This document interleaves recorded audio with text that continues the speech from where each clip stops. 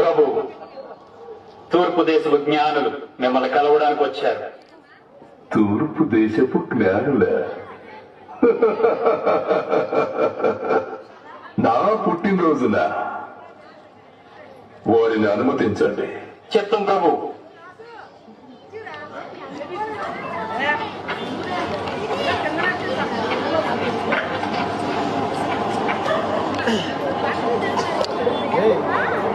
ఓ కనులైన జ్ఞానులారా, మీ రాకకు కారణం?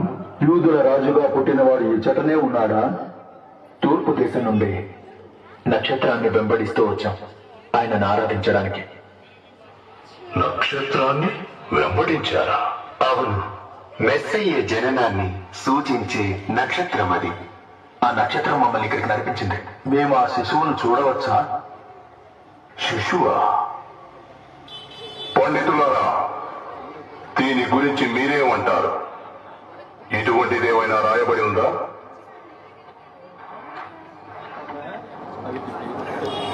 యూదా దేశపు బెత్లెహేమా, నువ్వు యూదా ప్రధానుల్లో ఎంత మాత్రమూ అల్పమైన దానివి కావు.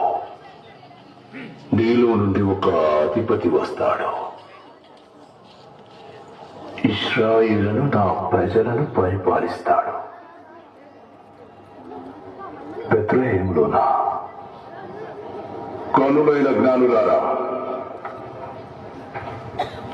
మీరు వెతుకుతున్న ఆ శిశువు ఇచ్చట లేడు.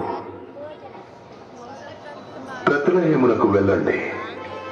ఆయన్ని కనుగొనిన తిరిగి నా వద్దకు రండి, నేను ఆయన్ని ఆరాధిస్తాను. అలాగే మహారాజా.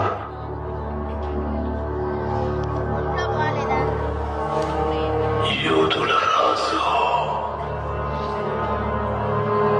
యూదుల రాజు. నేను ఓటమి ఎరుగని హేరోదు రాజును మరి ఒక రాజును పూజించడమా?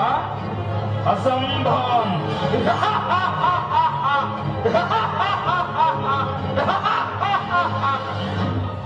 ఆ దేశంలో కొందరు గొర్రెల కాపరులు పొలంలో ఉండి రాత్రి వేళ తమ మందను కాచుకొని చిన్నగా,